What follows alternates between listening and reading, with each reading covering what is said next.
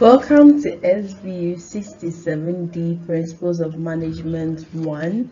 We're looking at Unit 5 Decision Making, and we're going to finish up our discussion by looking at group decision making. And in our earlier session, we looked at individual, and we're going to continue looking at group decision making. My name is Felicia Frida Aidan Aqua.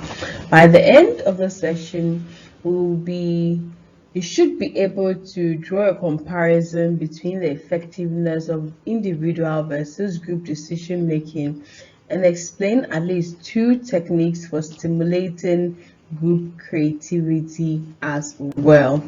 So when we come to group decision making, which is obviously decision making made by two or more people, according to Stewart 1990, he said or he stipulated that there are three key advantages of the group decision making as against the individual decision making, and one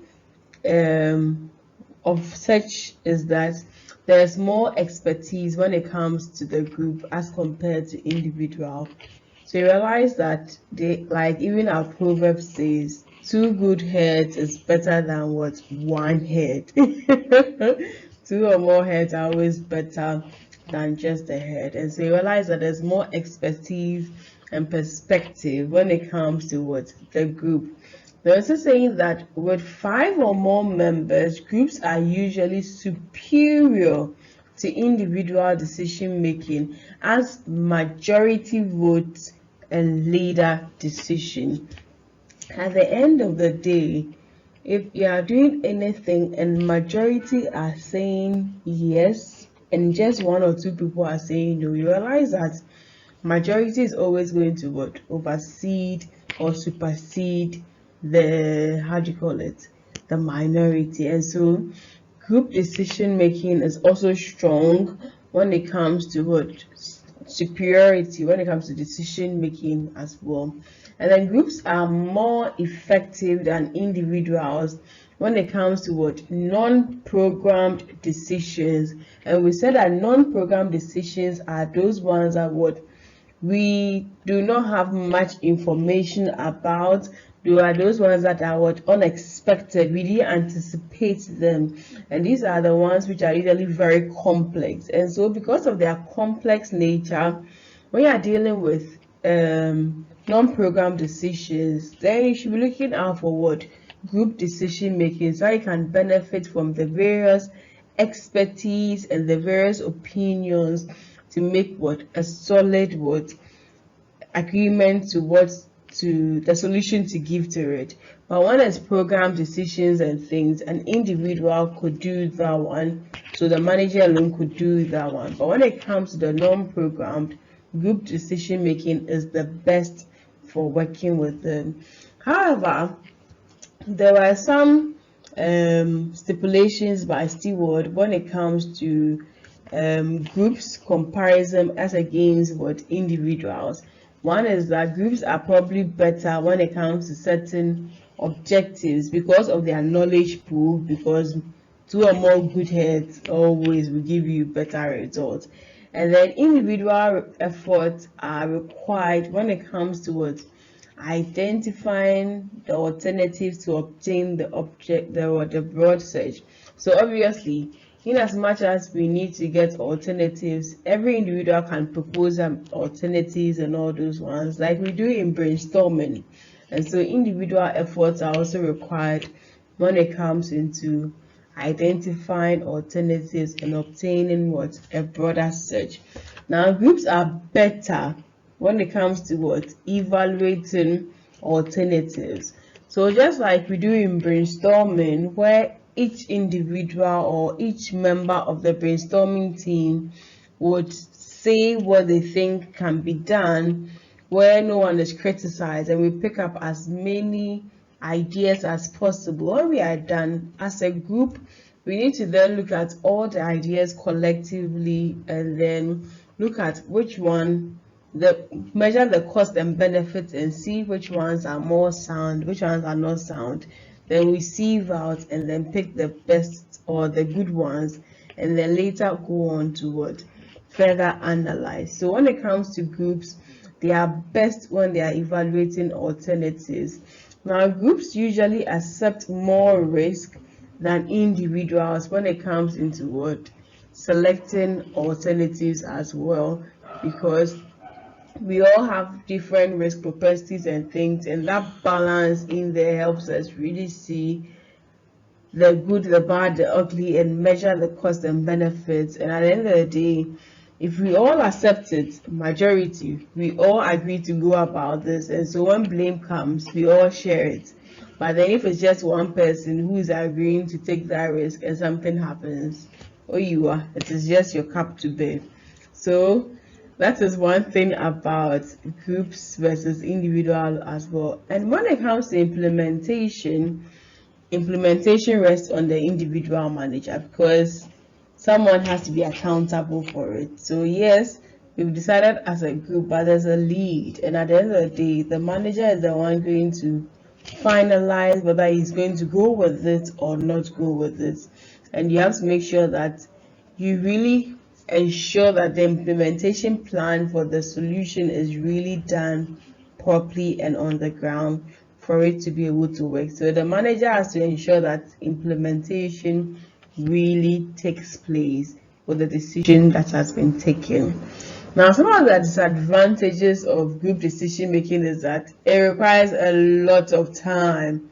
Like if you're doing a proper brainstorming activity, if it was one person, you just think through, and within a few minutes, you've gotten all your alternatives or the solutions to it. By groups, this one will say yes, this one will say no, I don't think this is good, this is not bad, no, this one I don't like, this one, So you realize that it always takes a lot of time.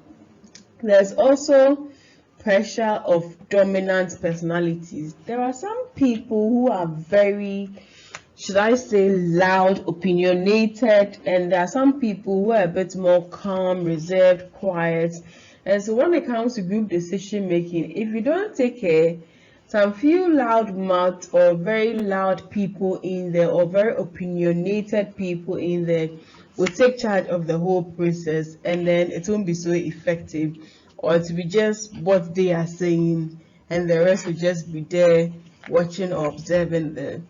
And so when it comes to group decision making, one disadvantage is if you have dominant personalities, if you don't control it, the facilitator especially, if you don't control and manage it, these people can take charge of the whole group activity and make it ineffective. Then there's also what we call status incongruity. Yes, status incongruity. So typically some people may feel like, oh well, we are the higher class, we are the lower class, I'm your superior, you are my, like, you see that thing, it's like you're going to do brainstorming where there are top gurus in there, and then some of you feel inferior. You realize that at the end of the day, you just have to let those who are superiors, you just talk. Who are you to go and talk some? Sometimes there's influence of those perceived to be experts in the problem. Yes, there maybe we are talking about there's a financial crisis in the business. At the end of the day, if you go into such a meeting and then you have a lot of the finance gurus there, you just keep quiet because you feel like they are the experts in there. And all of these are some disadvantages of group decision making. So how do we make group decision making? Some techniques to go about it. One is what we call brainstorming, like I spoke about earlier. When it comes to brainstorming, you allow all the members, we are trying to find solutions. No solution is right, none is wrong. So you allow everybody to speak up or talk about what they have in mind, and then once we are done, the facilitator is going to make sure that everybody talks. We get as many solutions as possible. Then when we are done, we're able to fine tune and see which ones are realistic to the situation we have at hand, which ones are not, and we sieve it down and we come toward making the most cost effective or effective decision making as well. We also have what we call the Delphi technique, and the Delphi technique looks at, so this looks at using questionnaires for decision making. And so we can just issue questionnaires to people and then they give us their take about it. Then we also have what we call the nominal group technique, and usually it used to be more of how do you call it? It used to be non-verbal, but I think modern day usually is a bit of verbal and non-verbal in there, depending on the stage it is. But what happens is I usually can have a group, usually like 7 to 10 members, and they are not supposed to communicate with each other. It's supposed to be something like an individual something. And so when the members come, they are given maybe a sheet of paper, like a notepad or something, and then they write all their ideas onto it. And when they are done, the ideas are written together by someone who is recording them, and then they'll put all these ideas out there.